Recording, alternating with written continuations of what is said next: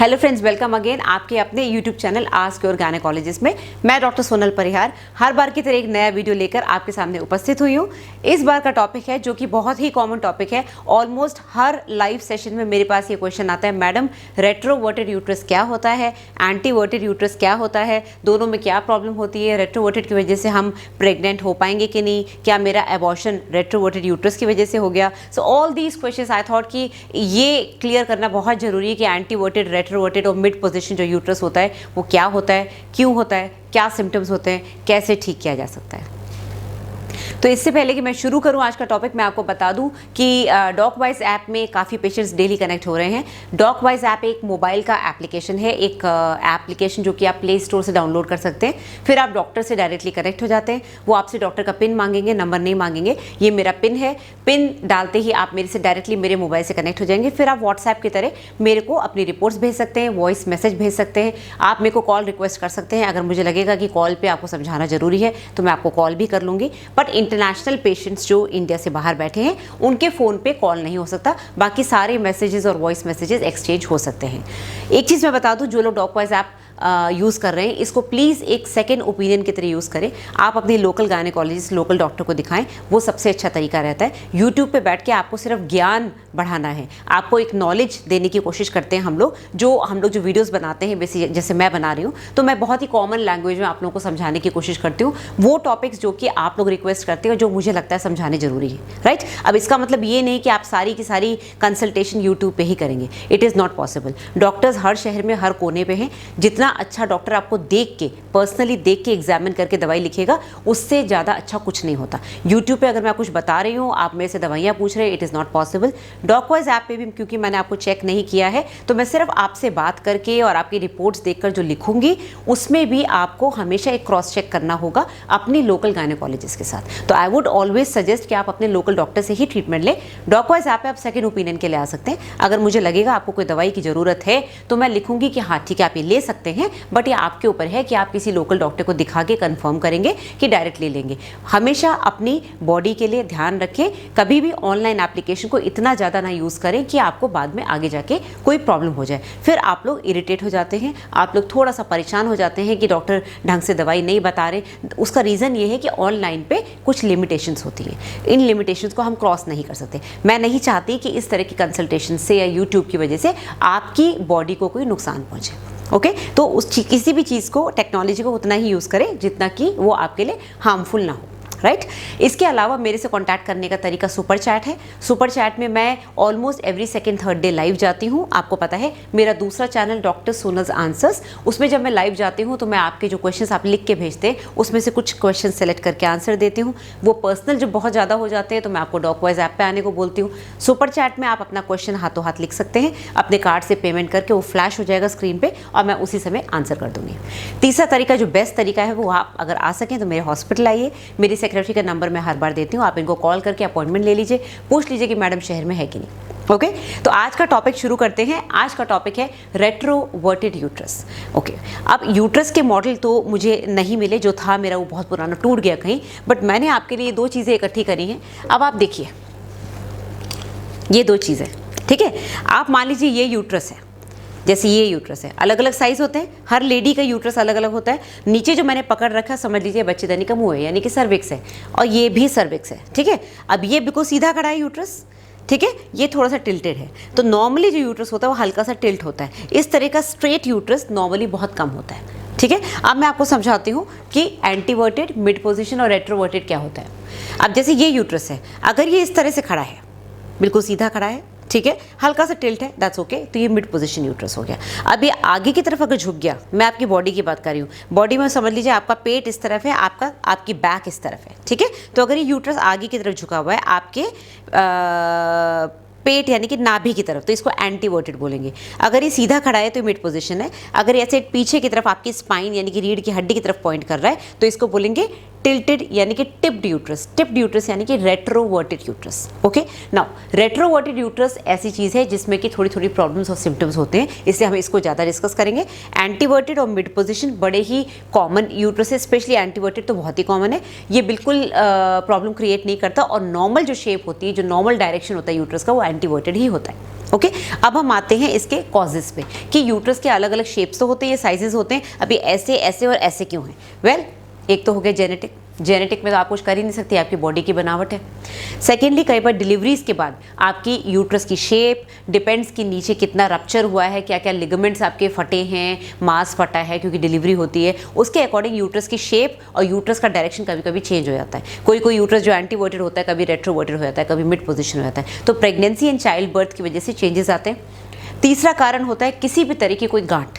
अब अगर बच्चेदानी के अंदर फाइब्रॉइड है तो डेफिनेटली वो हैवी हो जाएगी, तो अगर वो पीछे की तरफ है तो उसको पीछे की तरफ खींच लेगी, तो रेट्रोवर्टेड हो जाएगा, आगे होगी तो एंटीवर्टेड कर देगा। ओके चौथा कारण होता है सिजेरियन। सिजेरियन में जब भी आगे की तरफ कट लगता है पेट पे, आगे की तरफ यूट्रस को भी कट लगता है, बच्चा डिलीवर होता है तो आगे की तरफ जहाँ पर कट लगता है वहाँ से यूट्रस कभी कभी आसपास की चीज़ों से चिपक जाता है, आगे वाली जो स्किन होती है, जो मसल्स होते हैं उनसे चिपक जाता है, उस कारण यूट्रस कई बार आगे की तरफ खिंच जाता है, एंटीवर्ट। चौथा पांचवा कारण जो मैं बताऊंगी जिसमें कि यूट्रस रेट्रोवर्ट हो जाता है वो है एडिशंस। एडिशंस यानी कि अंदर कोई ऐसे रेशे बन गए हैं पेट के अंदर बच्चेदानी की चारों तरफ जो उसको च्युइंगम की तरह चिपक गए हैं और उसको पीछे की तरफ खींच रहे हैं। अब ये क्या कारण हो सकते हैं? Most common endometriosis. एंडोमेट्रियोसिस आपको पता ही है, जब यूट्रस का टिश्यू जो अंदर की लाइनिंग है वो यूट्रस के बाहर होती है, तो जहाँ जहाँ ब्लीडिंग होती है वहाँ एडिशंस बनते हैं, अंदर च्युइंगम जैसे रेशे बन जाते हैं, फाइबर्स बन जाते हैं जो यूट्रस को पीछे खींच लेते हैं। फिर होता है किसी भी तरह की कोई सर्जरी, चाहे वो फाइब्रॉइड की सर्जरी हो, चाहे वो सिजेरियन जैसे मैंने बताया, या फिर कोई भी सर्जरी जिसमें इन्फेक्शन हुआ है, पीछे की तरफ पाउच ऑफ डगलस जो यूट्रस के पीछे की जो स्पेस होती है वहाँ पर एडिशंस बनकर यूट्रस पीछे की तरफ खिंच गया, तो और या फिर इन्फेक्शन PID यानी कि पेल्विक इन्फ्लेमेटरी डिजीज। अब इन्फेक्शन में भी इस तरह की चीज़ें हो सकती हैं क्योंकि इन्फेक्शन में भी ये च्युइंगम जैसे रेशे बनते हैं, फाइबर्स बनते हैं और ये यूट्रस को इधर उधर खींच लेते हैं, कभी राइट कभी लेफ्ट कभी पीछे रेट्रोवर्टेड। जनरली रेट्रोवर्टेड बड़ा कॉमन है जब भी कोई एडिशन या कोई इन्फेक्शन होता है। ओके ये तो हो गए कॉजेस। अब आते हैं सिम्टम्स। आपको कैसे पता चलेगा कि आपको रेट्रोवर्टेड यूट्रस है? वेल एंटीवर्टेड है तो कोई प्रॉब्लम ही नहीं है, जैसे कि मैंने बताया हम उसको डिस्कस ही नहीं करेंगे, उसमें कोई सिम्टम होता ही नहीं है अनलेस कि बहुत ज़्यादा आगे की तरफ ऐसे झुका हुआ हो। बहुत रेयर होता है ऐसे कि यूट्रस हल्का सा झुका हो तो समझ में आता है, बिल्कुल ही ऐसे आगे की तरफ झुका हुआ तो क्या प्रॉब्लम होगी। आगे क्या होता है, यूट्रस के आगे आपकी पेशाब की थैली यानी कि यूरिनरी ब्लैडर होता है, तो जब यूट्रस आगे की तरफ झुका हुआ हो तो ब्लैडर पे प्रेस करेगा। जनरली इस तरह के सिम्टम्स प्रेग्नेंट लेडीज़ को शुरू के 3 महीने में होते हैं। शुरू के 3 महीने में जब यूट्रस बड़ा हो रहा होता है तो वो ब्लैडर के ऊपर यानी कि पेशाब की थैली के ऊपर प्रेशर डालता है, तो प्रेशर डालता है तो बार बार यूरिन करने का मन करता है, ऐसा लगता है बार बार यूरिन लग रही है लेकिन आती थोड़ी थोड़ी सी है क्योंकि प्रेशर आ रहा होता है। चौथे महीने के बाद जब यूट्रस बड़ा होकर पेट के अंदर आ जाता है, वो हड्डी से बाहर निकल जाता है, तो जो यूरिनरी ब्लैडर है, जो पेशाब की थैली है, उसके ऊपर का प्रेशर खत्म हो जाता है और ये सिम्टम भी खत्म हो जाता है। ओके ये तो हो गया प्रेशर। अब पीछे की तरफ होगा तो स्पाइन पे प्रेशर आएगा यानी कि बैक एक, कमर दर्द कॉमन है रेट्रोवर्टेड में। आगे की तरफ बहुत ज़्यादा एंटीवर्ट होगा तो ब्लैडर पे प्रेशर आएगा। दूसरा सिम्टम होता है मेंस्ट्रुअल पेन यानी कि पीरियड्स के समय दर्द होना। ये जनरली रेट्रोवर्टेड यूट्रस में देखा गया है। कारण ये है कि जब यूट्रस पीछे की तरफ खिंचा हुआ होता है तो यूट्रस की जो लिगामेंट्स हैं, जो वेन्स हैं, जो नसें हैं, वो भी खिंची हुई होती है, तनाव में होती हैं। तो जब पेशेंट को पीरियड आता है, मरीज़ को, किसी भी औरत को पीरियड आता है तो पीरियड के समय क्या होता है, सारी नसें फूल जाती हैं। सभी को दर्द होता है पीरियड के 1-2 दिन पहले या उस दिन जिस दिन शुरू होता है, तो ये दर्द उनको ज़्यादा होता है जिनको रेट्रोवर्टेड यूट्रस, क्योंकि ऑलरेडी उनकी नसें खिंचाव में है। ओके किसी किसी को हैवी पीरियड्स भी आते हैं क्योंकि ब्लड सप्लाई चेंजेस हो जाते हैं। तीसरा जो सिम्टम इसमें होगा वो है बहुत सी लेडीज़ जो टैम्पून इंसर्ट करती है वेजाइना में ड्यूरिंग पीरियड्स, उनको टैम्पून इंसर्शन पेनफुल हो सकता है। अगेन कारण वही है कि यूट्रस पीछे की तरफ खिंचा हुआ है, तो जो आपकी स्पेस है जहाँ पर आप टैम्पून लगाते हैं वो भी खिंची हुई है, तो आपको टैम्पून इंसर्ट करने में स्पेस कम मिलेगी और आपको दर्द होगा। चौथा सिम्टम होगा इसका यूरिनरी रिटेंशन यानी कि पेशाब का एकदम से रुक जाना। कारण ये है कि जब यूट्रस पीछे की तरफ खिंचता है तो उससे अटैच होता है आगे ब्लैडर। जब पेशाब की थैली भी पीछे खिंचती है तो वो जो एंगल होता है पेशाब की थैली और जो उसकी पाइप है नीचे यूरेथ्रा जहाँ से यूरिन निकलता है, उसका एक एंगल मेंटेन होता है बॉडी के अंदर, वो एंगल खिंच जाता है पीछे की तरफ। तो एंगल खिंचने की वजह से एक तो बार बार यूरिनरी इन्फेक्शन हो सकता है, यूरिन रिटेंशन यानी कि यूरिन रुक सकती है सडनली, या फिर किसी किसी को इनकॉन्टिनेंस यानी कि बार बार यूरिन लगना और खांसी करते यूरिन बाहर निकल जाना। तो यूरिन के सिम्टम्स बहुत कॉमन है रेट्रोवर्टेड यूट्रस में। ओके अब आते हैं जो बहुत ही कॉमन क्वेश्चन है कि मैडम प्रेगनेंसी में कोई प्रॉब्लम आती है क्या? वेल नहीं, अगर आपका यूट्रस रेट्रोवर्टेड है आपको प्रेग्नेंट होने में कोई दिक्कत नहीं आएगी। कारण ये है कि ये बॉडी की रचना है और जो स्पर्म्स मैंने कहा ना छोटे छोटे कीड़ों की तरह होते हैं जो चढ़ जाते हैं ऊपर, वो चारों तरफ जा सकते हैं। चाहे यूट्रस सीधा खड़ा हो, चाहे आगे की तरफ हो, चाहे पीछे की तरफ हो, उनको कोई दिक्कत नहीं होती, वो अपना रास्ता अपने आप बना लेते हैं। हाँ, अगर बहुत ज़्यादा पीछे की तरफ यूट्रस झुका हुआ है, मतलब ये सर्विक्स पूरा पूरा ऐसे पीछे झुका हुआ है, तो आपको सिम्टम्स भी ज़्यादा होंगे, बैकएक भी ज़्यादा होगा, यूरिन सिम्टम्स भी बहुत ज़्यादा होंगे। एक और चीज़ मैं बताना भूल गई, रेट्रोवर्टेड यूट्रस में पेनफुल इंटरकोर्स यानी कि सेक्स के समय पेन होना बड़ा कॉमन है। ओके, ये भी उन सब लोगों में ज़्यादा है जिनका रेट्रोवर्जन बहुत ज़्यादा है। इसी तरह से प्रेग्नेंट होने में उन लेडीज़ को दिक्कत आती है जिनका यूट्रस बहुत ज़्यादा पीछे है। ओके, तो ऐसे केसेस में करेक्शन कभी कभी करना पड़ता है। करेक्शन के लिए 2 तरीके हैं जो हम आगे अभी डिस्कस करेंगे। नेक्स्ट सिम्टम जो कि रेयर है लेकिन काफ़ी कॉमनली यूरोगायनेकोलॉजी में देखा गया, वो है प्रोलैप्स यानी कि बच्चेदानी का बाहर आना। आपने देखा होगा, नोटिस करा होगा कि जनरली बच्चेदानी का बाहर आना कब होता है? जब लेडी ओल्ड हो जाती है, 50-55 साल के बाद।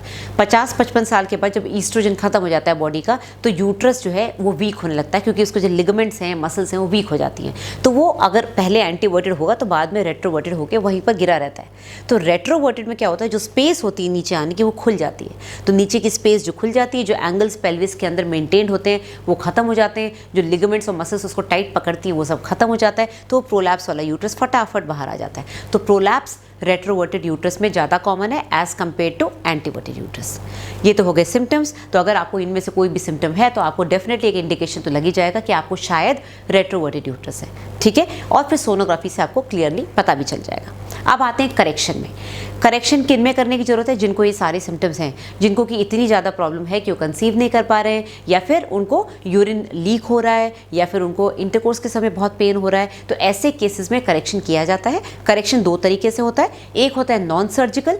नॉन सर्जिकल यानी कि सीधे नीचे एक बड़ी सी रिंग होती है, जैसे कि आपने सुना होगा मेरे वीडियो में, प्रोलैप्स वाले वीडियो में मैंने बताया था कि रिंग्स पेसरीज आती हैं जो कि प्लास्टिक या रबर की बनी हुई होती है, उनको विजाइना के अंदर फिट कर देते हैं, जस्ट लाइक ये समझ लीजिए मेंस्ट्रुअल कप आप फिट करते हैं, उसी तरह से एक रिंग को फिट कर देते हैं। तो यूट्रस को वो पीछे की तरफ से आगे धक्का देती है, तो उसका जो पीछे वाला पोर्शन है यूट्रस को आगे की तरफ धक्का देता है। ये टेम्परेरी ट्रीटमेंट है और ये उन लोगों को करते हैं जिनको कि थोड़ा पेन रिलीफ कराना होता है या फिर जिनको प्रेग्नेंट होने में दिक्कत आ रही है। बट इसको ऑब्वियसली ये पेसरी है, ये रिंग पेसरी आपकी वेजाइना में लगी हुई है, आपको इसको रेगुलरली निकाल के वॉश करके वापस इंसर्ट करना होता है। ओके, जो लास्ट तरीका होता है वो है सर्जिकल तरीका। सर्जरी अगेन उन्हीं में करते हैं जिनमें बहुत ज़्यादा ज़रूरत होती है, ज़बरदस्ती सर्जरी नहीं करते। उसमें सिंपल सी बात है, यूट्रस को वापस सीधा करने के लिए उसके जो लिगामेंट्स हैं उनको वापस से टाइट करना पड़ता है। आगे वाले लिगामेंट्स को टाइट करते हैं, पीछे वाले लिगामेंट्स को काट देते हैं, जिससे पीछे की तरफ वो खींच ना पाए, आगे की तरफ खींच जाए।